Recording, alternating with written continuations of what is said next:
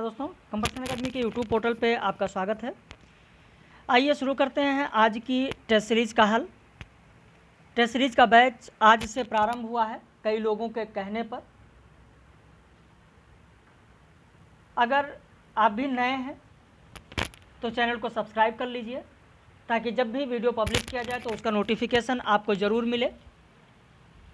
16/9/2021 की जो test series है आज की assistant professor UGC net JRF के लिए, तो उन प्रश्नों को देखिए। आज ही से शुरू किया गया है। 50-50 प्रश्नों की 2 टेस्ट सीरीज आपको मिलेगी और ये 25 अक्टूबर तक चलेगा, यानी 40 दिन। और 40 दिन में आपको 80 टेस्ट सीरीज मिलेंगी 50-50 प्रश्नों की। उसके लिए अगर आप जुड़ना चाहते हैं तो आप इस नंबर पर फ़ोन करके व्हाट्सएप करके फ़ीस और सारी जानकारी ले सकते हैं। आइए शुरू करते हैं आज की टेस्ट सीरीज। वैदिक संस्कृति में कौन सा समास नहीं था?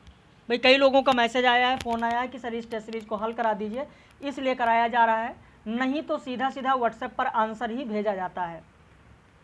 सुबह 10 बजे टेस्ट सीरीज दी जाती है और शाम को 6 बजे उसका आंसर दिया जाता है। वैदिक संस्कृति में कौन समास नहीं था? तत्पुरुष, अव्ययभाव, बहुब्रीहि, द्वंद्व। तो यहाँ पर आपका उत्तर हो जाएगा बी, अव्ययभाव समास। वैदिक संस्कृति में केवल 4 समास थे।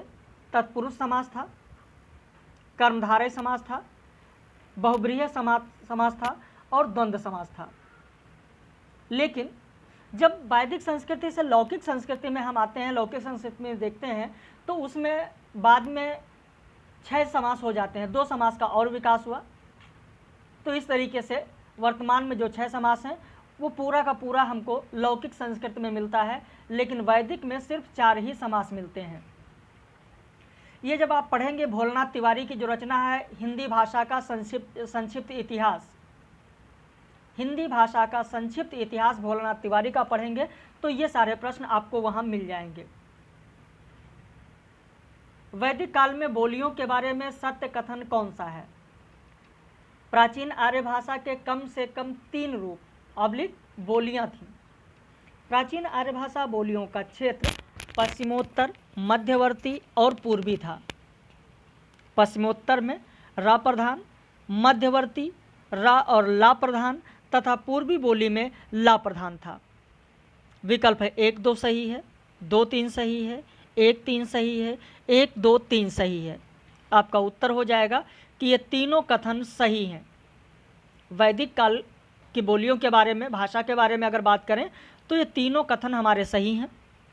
मैंने पहले ही आपको बताया कि हिंदी भाषा का संक्षिप्त इतिहास भोलानाथ तिवारी की रचना है, उसे जब आप पढ़ेंगे तो ये सारी चीज़ें आपको मिल जाएंगी। भाषा के अर्थ में संस्कृत शब्द का प्रथम प्रयोग कहाँ मिलता है? वाल्मीकि रामायण, महाभारत, गीता रहस्य, विष्णु पुराण। तो आपका उत्तर हो जाएगा ए, वाल्मीकि रामायण में मिलता है। पाली को किसने कलिंग की भाषा कहा है? ग्रियर्सन, ओल्डनबर्ग, मार्कंड, भिक्षु जगदीश कश्यप। आपका उत्तर हो जाएगा बी, ओल्डनबर्ग। पाली भाषा को कलिंग की भाषा किसने कहा है? तो ओल्डनबर्ग ने कहा है। अगला प्रश्न, निम्न में से सत्य कथन कौन सा है? कात्यायन के अनुसार पाली में 41 ध्वनियाँ थीं, मोगलान के अनुसार पाली में 43 ध्वनियाँ थीं। विकल्प है केवल 1 सही है, केवल 2 सही है, दोनों सही है या दोनों गलत है। आपका उत्तर हो जाएगा सी, दोनों सही है। पाली के दोनों व्याकरणिक जो हैं, चाहे वो कात्यायन हो चाहे मोगलान हो, दोनों की बात करें तो दोनों ने यह कथन कहा है। कात्यायन ने माना है कि इसमें पाली में 41 ध्वनियाँ थीं और मोगलान ने माना है कि 43 ध्वनियाँ थीं। तो यहाँ पर आपका दोनों विकल्प सही है। गौड़ आदि देशों के कवि संस्कृत में लाट देश के कवि प्राकृत में, मरुभूमि और पंजाब के कवि अपभ्रंश में रुचि रखते थे। अवंतिका, पारियात्र और दसपुर आदि प्रदेशों के कवि भूत भाषा का अधिक प्रयोग करते हैं। उपरोक्त कथन किसका है? भोलानाथ तिवारी, ग्रियर्सन, हेमचंद्र, राजशेखर। यहाँ पर आपका उत्तर हो जाएगा प्रश्न संख्या 6 में डी राजशेखर।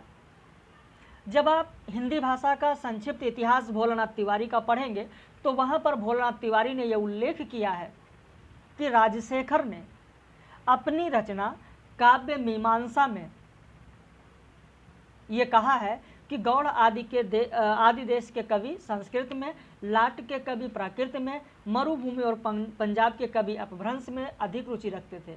अवंतिका, पारियात्र और दसपुर आदि प्रदेश के कवि भूत भाषा का अधिक प्रयोग करते थे। ये भोलानाथ तिवारी की रचना हिंदी भाषा का संक्षिप्त इतिहास में उन्होंने कहा है कि राजशेखर ने अपनी रचना काव्य मीमांसा में यह कथन कहा है। तो यह कथन कहाँ का है? काव्य मीमांसा का है। किसने कहा है? राजशेखर ने। अगला प्रश्न, पूर्वी हिंदी का आरंभिक रूप किन रचनाओं में देखा जा सकता है? प्राकृत पैंगलम, वर्ण रत्नाकर, उक्ति व्यक्ति प्रकरण। विकल्प है 1 2, 2 3, 1 3, 1 2 3। तो यहाँ पर आपका उत्तर हो जाएगा बी 2 और 3, यानी वर्ण रत्नाकर और उक्ति व्यक्ति प्रकरण। जबकि जो प्राकृत पैंगलम है, प्राकृत पैंगलम पर पश्चिमी हिंदी का प्रभाव स्पष्ट रूप से आपको देखने को मिलेगा।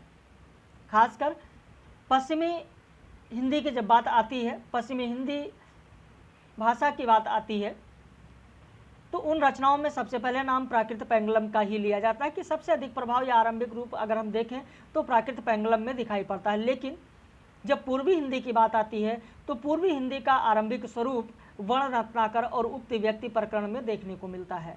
तो इसलिए आपका उत्तर हो जाएगा 7 का बी 2 और 3। ये भी आपको बता दें कि अगर आपने हिंदी साहित्य का दूसरा इतिहास पढ़ा है बच्चन सिंह का, तो वहाँ पर बच्चन सिंह की रचना हिंदी साहित्य के दूसरे इतिहास में यह कथन आपको मिल जाएगा। अगला प्रश्न, विद्यापति को श्रृंगार रस के सिद्ध वाक्य कवि किसने कहा है? रामचंद्र शुक्ल, गणपति चंद्र गुप्त, डॉक्टर नगेंद्र, हजारी प्रसाद द्विवेदी। आपका उत्तर हो जाएगा डी हजारी प्रसाद द्विवेदी। जब हजारी प्रसाद द्विवेदी की रचना आप पढ़ेंगे हिंदी साहित्य का आदिकाल, तो हिंदी साहित्य के आदिकाल में जब विद्यापति को आप पढ़ेंगे तो वहाँ पर हजारी प्रसाद द्विवेदी ने विद्यापति को श्रृंगार रस के सिद्ध वाक्य कवि कहा है। ये कथन आपको वहाँ पर मिल जाएगा। अगला प्रश्न, विद्यापति को कृष्ण भक्तों की परंपरा में न समझना चाहिए। उपरोक्त कथन किसका है? रामचंद्र शुक्ल, रामकुमार वर्मा, नंदुलारे वाजपेयी, रामविलास शर्मा। आपका उत्तर हो जाएगा रामचंद्र शुक्ल। जब रामचंद्र शुक्ल जी का हिंदी साहित्य का आप इतिहास पढ़ेंगे तो वहाँ पर विद्यापति के बारे में उन्होंने ये कहा कि विद्यापति को कृष्ण भक्तों की परंपरा में न समझना चाहिए। और वहीं पर उन्होंने वो प्रमुख कथन कहा है जो नेट की परीक्षा में 2020 में पूछा जा चुका है कि आध्यात्मिक रंग के चश्मे आजकल बहुत सस्ते हो गए। जो कथन है वहीं पर लिखा हुआ है, ठीक उसी के ऊपर जब आप देखेंगे तो ये कथन वहीं पर आचार्य रामचंद्र शुक्ल जी ने कहा है। अगला प्रश्न, हजारी प्रसाद द्विवेदी का यह कथन आप सभी लोग जानते होंगे कि अगर इस्लाम ना आया होता तो भी इस साहित्य का 12 आना वैसा ही होता जैसा आज है। इस कथन के विपरीत किसने कहा है कि यदि मुसलमान न आए होते तो न संत काव्य लिखा जाता और न सूफी काव्य? नामवर सिंह, रामविलास शर्मा, डॉक्टर नगेंद्र, बच्चन सिंह। आपका उत्तर हो जाएगा D doctor Bachchan Singh. Doctor Bachchan Singh ने हिंदी साहित्य का दूसरा इतिहास में कहा कि जो हजारी प्रसाद द्विवेदी जी कहते हैं कि अगर इस्लाम ना आया होता तो भी साहित्य का 12 आना वैसा ही होता जैसा आज है, गलत है। उन्होंने कहा ऐसा नहीं है, यदि मुसलमान ना आए होते तो ना संत काव्य लिखा जाता और ना सूफी काव्य। ये कहा है बच्चन सिंह ने अपनी रचना हिंदी साहित्य का दूसरा इतिहास में। अगला प्रश्न, कमेंट करके आपको जरूर बताना है कि इस पूरी टेस्ट सीरीज में अंत तक आप वीडियो को देखिए, प्रश्नों को देखते चलिए और फिर आपको अंत में बताना है कि इस टेस्ट सीरीज को अगर आप हल कर रहे होते तो आपके कितने प्रश्न सही होते। क्योंकि आज से टेस्ट सीरीज शुरू हुई है इसलिए इस वीडियो को मैंने पब्लिश कर दिया है, तो आप सभी लोग देखें। सुभर सरोवर नयन व मानिक भरे तरंग, आवत तीर फिरा वही काल भौर तहि संग। उपरोक्त पंक्ति किसकी है? बिहारी, रहीम, देव, जायसी। उत्तर हो जाएगा आपका डी, मलिक मोहम्मद जायसी की रचना पद्मावत में जो नख सिख खंड है, उस नख सिख खंड की यह पंक्तियां हैं। तो आपका उत्तर होगा 11 का डी। प्रश्न संख्या 12 देखें, निम्न में से कौन सा पद कबीर का नहीं है? राम प्यारा छाड़ी करे आन का जाप, वैसवा कहरा पूत ज्यों कहे कौन सु बाप, कैसो कह के कूकिए न सोइए असरार, रात दिवस के कूकड़ों कबहु लगे पुकार, चढ़बो मैन तुरंग पर चलिबो पावक माही, प्रेम पंथ ऐसा कठिन सबको निभात नाही, थित पाई मन थिर गया सतगुर करी सहाय, अनिन कथा तनि आचरी हृदय त्रिभुवन राय। इनमें से कौन सा पद कबीर का नहीं है? चलिए अब मैं आपको बताता हूं उत्तर। उत्तर हो जाएगा आपका सी, चढ़बो मैन तुरंग पर चलिबो पावक माही, प्रेम पंथ ऐसो कठिन सबको निभात नाय। रहीम की दोहावली की यह पंक्ति है। जब भी हमारा लेक्चर या टेस्ट सीरीज देखने बैठें तो आप कॉपी पेन लेकर बैठें ताकि यह पता चल सके कि कौन किसका है, उसको आप लिखते चलें। तो 12 का उत्तर हो जाएगा आपका सी, रहीम की दोहावली की यह पंक्ति है। निम्न में से असत्य विकल्प कौन सा है? रामेश्वर शुक्ल अंचल हिंदी में मांसलवादी के प्रवर्तक हैं। हरिवंश राय बच्चन को छई रोमांस का कवि कहा जाता है। उर्वशी काव्य ग्रंथ में कुल 7 अंक हैं। मुकुल सुभद्रा कुमारी चौहान का काव्य संग्रह है। तो इनमें से असत्य विकल्प होगा आपका बी, उर्वशी में 7 नहीं 5 अंक हैं। अमृत और विष काव्य संग्रह किसका है? अमृतलाल नागर, उदय प्रकाश, उदय शंकर भट्ट, आरसी प्रसाद सिंह। आपका उत्तर हो जाएगा सी, उदय शंकर भट्ट। प्रश्न संख्या 14, उदय शंकर भट्ट। कई लोगों ने जो सुबह से उत्तर लोग दे रहे हैं, क्योंकि सुबह 10 बजे टेस्ट सीरीज व्हाट्सएप पर भेज दी जाती है, कई लोगों को आंसर आया, मैंने देखा, चेक किया, तो उसमें कई लोग अमृत और विष अमृतलाल नागर लगा कर बैठे हैं। गलत हैं वो, ध्यान दें, होगा आपका उदय शंकर भट्ट। अगला प्रश्न, नई कविता में मनुष्य और उसके समग्र अनुभव को पकड़ने का यत्न हुआ है, उपरोक्त कथन किसका है?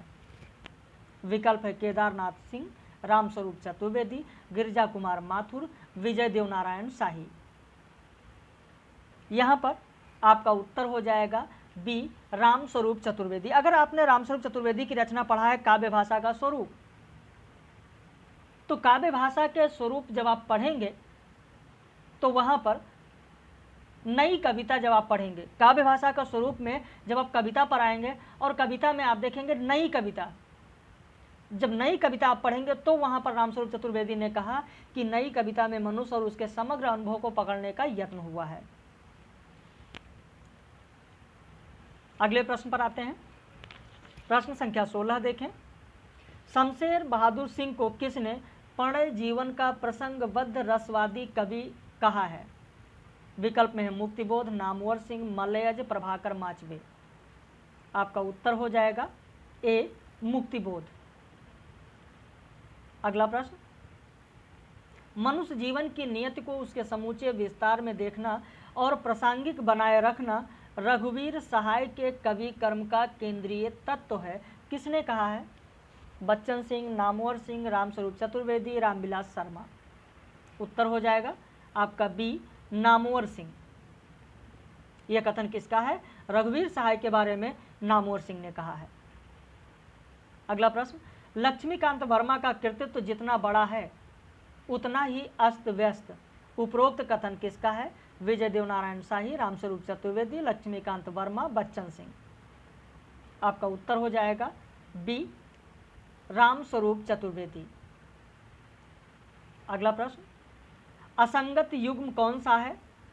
भारत भूषण अग्रवाल तार सप्तक के कवि, सर्वेश्वर दयाल सक्सेना दूसरे सप्तक के कवि, विजय देवनारायण शाही तीसरे सप्तक के कवि, सुमन राजे चौथे सप्तक के कवि। इसमें से असत्य विकल्प होगा बी, सर्वेश्वर दयाल सक्सेना दूसरे सप्तक के नहीं बल्कि तीसरे सप्तक के कवि हैं। अगला प्रश्न, निम्न में से असत्य विकल्प कौन सा है? प्रपदवाद नकेनवाद का पर्याय है। सही क्रम छायावाद, हालावाद, प्रगतिवाद, नकेनवाद। गया प्रसाद शुक्ल स्नेही द्विवेदी युगीन कवि हैं। अंग्रेजी स्वच्छंदतावादी काव्य का प्रभाव प्रयोगवाद पर पड़ा। इसमें से विकल्प कौन सा गलत है? आपका उत्तर होगा डी, स्वच्छंदतावादी नहीं बल्कि मार्क्सवाद का प्रभाव पड़ा है प्रयोगवाद पर। तो यहाँ पर आपका उत्तर हो जाएगा 20 का डी असत्य है। अगला प्रश्न, प्रतिहिंसा ही स्थायी भाव है, कविता किसकी है? मुक्तिबोध, शमशेर बहादुर, नागार्जुन, दिनकर। आपका उत्तर हो जाएगा नागार्जुन। प्रतिहिंसा ही स्थायी भाव है कविता नागार्जुन जी की है। अगला प्रश्न, निम्न में से बेमेल जोड़ा कौन सा है? मांझी ना बजाओ बंसी मेरा प्रण टूटता, केदारनाथ अग्रवाल की पंक्ति। कांग्रेस के राज में आयो नहीं वसंत, नागार्जुन की पंक्ति। राम जी भले आए ऐसे ही आंधी की ओर से, पंक्ति अज्ञे की।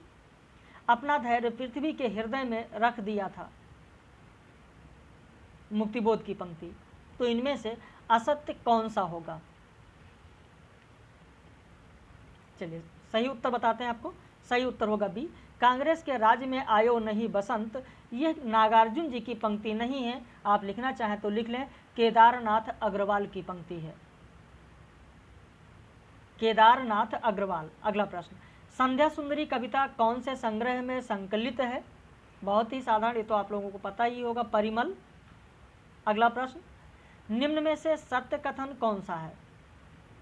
निराला को अकुंठ एवं वयस्क श्रृंगार दृष्टि तथा तृप्ति का कवि कहा जाता है। सुमित्रानंदन पंत की लोकायतन पर अंतश्चेतनावादी दर्शन का प्रभाव है। परिरंभ कुंभ की मदिरा, निश्वास मलय के झोंके जयशंकर प्रसाद के आंसू संकलन में है। तोड़ दो यह क्षितिज मैं भी देख लूं उस ओर क्या है, यह पंक्ति महादेवी वर्मा की है। अब इनमें से सही कौन कौन से हैं? 1 2 3 सही है, 2 3 4 सही है, 1 3 4 सही है, या 1 2 3 4 सही है? आपका उत्तर होगा सी, 1 3 और 4 सही है, दूसरा गलत है। आप सभी लोग सुमित्रानंदन के पंथ के बारे में जो मैंने विस्तृत पढ़ाया है वहाँ पर आप देखिए, ये सारी चीज़ें आपको मिल जाएंगी। तो यहाँ पर आपका उत्तर होगा सी, 1 3 4। अगला प्रश्न, समाज के हित में जैसे क्रांति की सतत प्रक्रिया काम में है, वैसी ही रचना के हित में प्रयोग की उपरोक्त कथन किसका है? नामवर सिंह, अज्ञे, रामस्वरूप चतुर्वेदी, विजय देव नारायण शाही। आपका उत्तर हो जाएगा सी, रामस्वरूप चतुर्वेदी।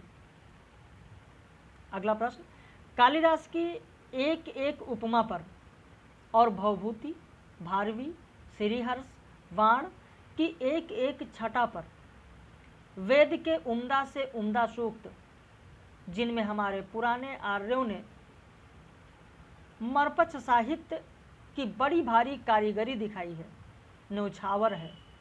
उपरोक्त अंश बालकृष्ण भट्ट के किस निबंध का है? साहित्य जनसमूह के हृदय का विकास है, शब्द की आकर्षण शक्ति, साहित्य का सभ्यता से घनिष्ठ संबंध है, हमारे नए सुशिक्षितों में परिवर्तन। आपका उत्तर हो जाएगा ए, साहित्य जनसमूह के हृदय का विकास है। बालकृष्ण भट्ट के इस निबंध का यह अंश है। अगला प्रश्न, बालमुकुंद गुप्त के निबंध शिवशंभु के चिट्ठे का कौन सा भाग है? श्रीमान का स्वागत, पीछे मत फेंकिए, आशा का अंत, एक दुराशा। विकल्प है 1 2, 1 2 3, 2 3 4, उपरोक्त सभी। तो यहाँ पर आपका उत्तर हो जाएगा डी, उपरोक्त सभी। बालमुकुंद गुप्त के शिवशंभु के चिट्ठे में ये सारे आपको निबंध मिलेंगे, ये सभी शीर्षक आपको मिलेंगे। अगला प्रश्न, आचरण की सभ्यता के बारे में सत्य कथन कौन सा है? आचरण की सभ्यता में भाषा सदा मौन रहती है। आचरण के मौन व्याख्यान से मनुष्य को अपना भूतकाल याद आता है। पवित्र अपवित्रता उतनी ही बलवती है जितनी कि पवित्र और पवित्रता। आचरण का विकास जीवन का परमोद्देश्य है। तो यहाँ पर आपको बताना है कि इनमें से सत्य विकल्प कौन सा है, या इनमें से सत्य कौन कौन से हैं?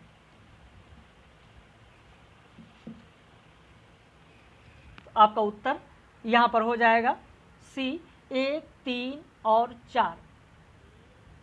पहला सही है, तीसरा सही है और चौथा सही है। 1, 3, 4, ये देखिए विकल्प आपके सामने है। 1, 3, 4 पहला सही है, तीसरा सही है, चौथा सही है, दूसरा गलत है। आचरण के मौन व्याख्यान से मनुष्य को अपना भूतकाल याद आता है, गलत है। अगला प्रश्न, निम्न में से किस निबंधकार का मानना है कि मैं साहित्यकार होते हुए भी अदना किसान हूँ? कुबेर नाथ राय, बालकृष्ण भट्ट, बाल मुकुंद गुप्त, प्रताप नारायण मिश्र। उत्तर होगा आपका ए, कुबेर नाथ राय का यह मानना है कि मैं साहित्यकार होते हुए भी एक अदना किसान भी हूँ। अगला प्रश्न, भारतवर्षोन्नति कैसे हो सकती है? निबंध का विषय क्या क्या है?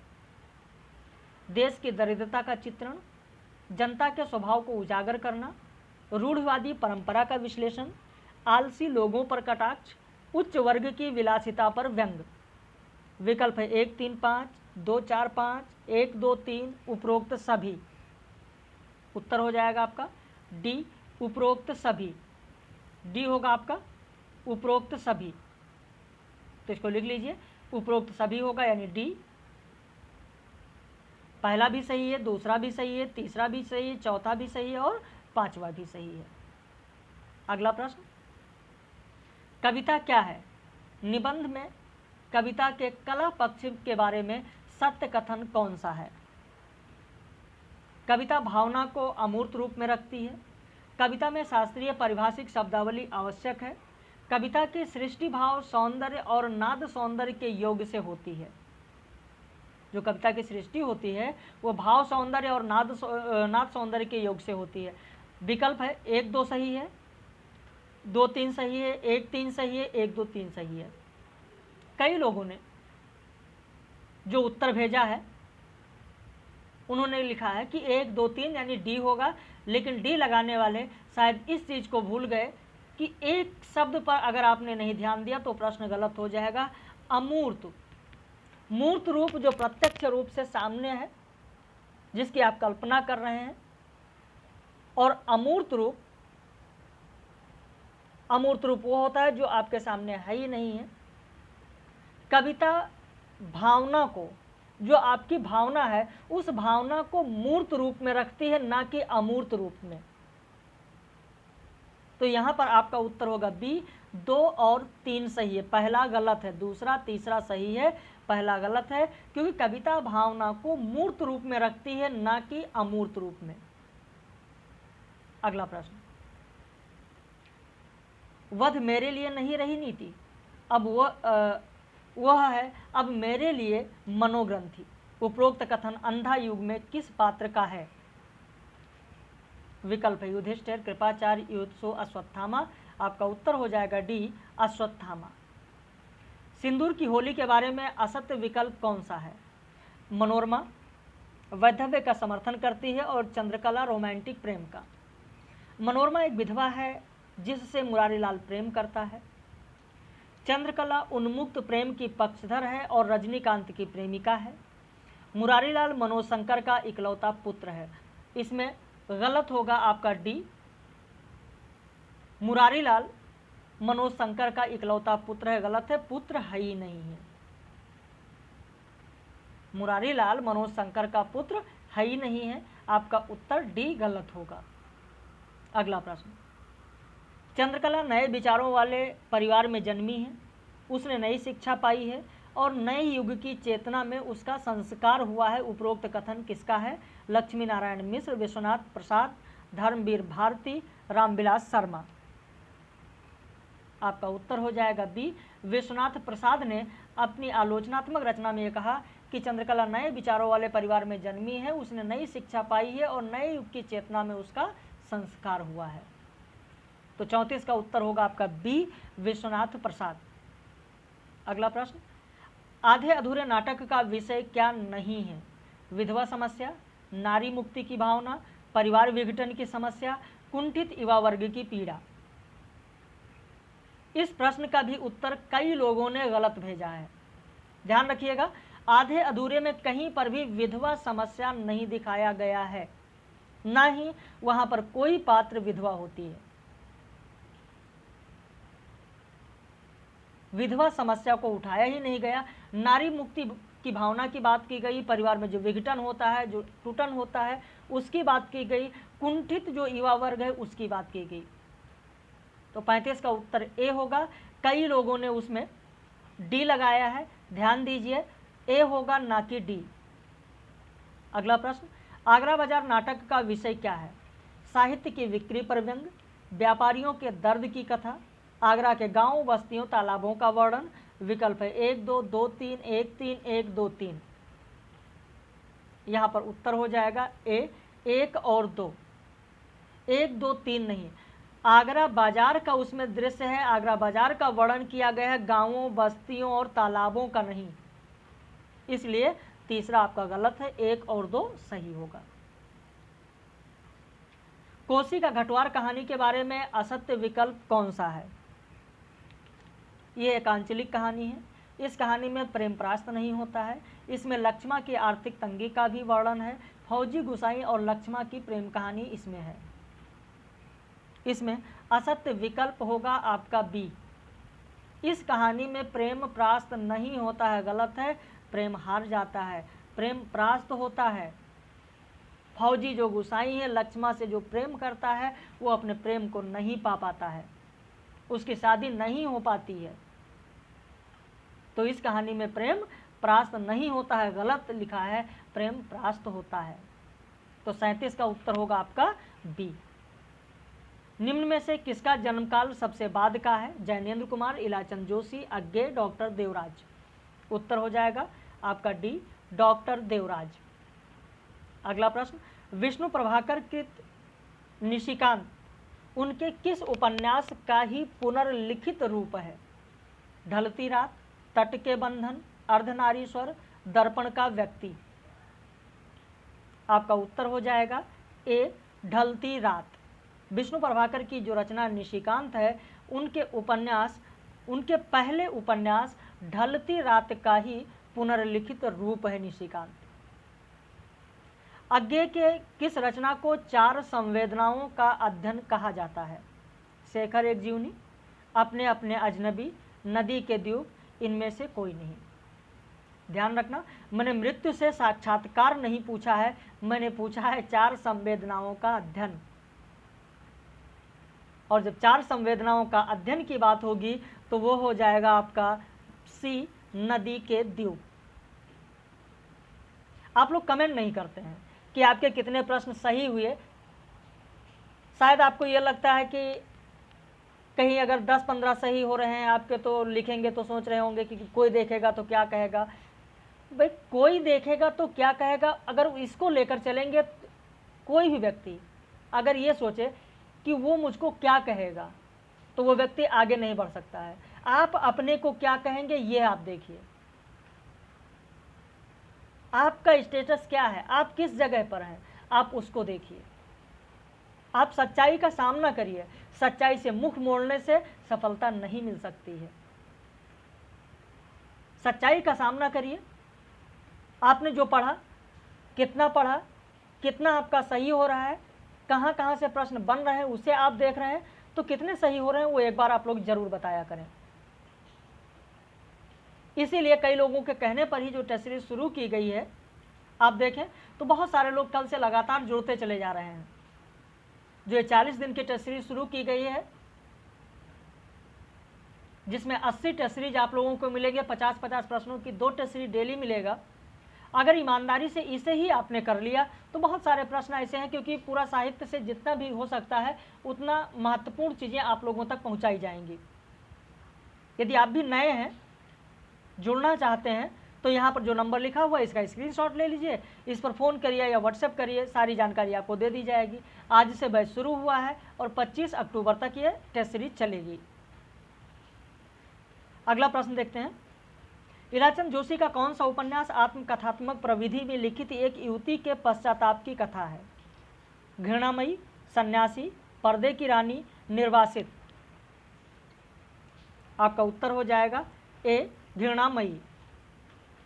बसंती उपन्यास में दिल्ली महानगर में झुग्गी में रहने वाली बसंती के पूर्वज किस राज्य के हैं? बिहार, उत्तर प्रदेश, मध्य प्रदेश, राजस्थान। उत्तर हो जाएगा आपका डी राजस्थान के हैं। निम्न उपन्यास और उपन्यासकार का बेमेल जोड़ा कौन सा नहीं है? अब इसमें कई लोगों ने गलत किया है, शब्दों पर नहीं ध्यान दिया, मैंने क्या पूछा है इस पर नहीं ध्यान दिया और प्रश्न गलत कर दिया। देखिए प्रश्न का फॉर्मेट बदलता रहता है, प्रश्न को अच्छे से देखिए और समझिए। निम्न उपन्यास और उपन्यासकार का बेमेल जोड़ा कौन सा नहीं है, यानी सुमेलित कौन सा नहीं है। तो सुमेलित नहीं है इसका मतलब क्या हुआ, सही कौन सा है,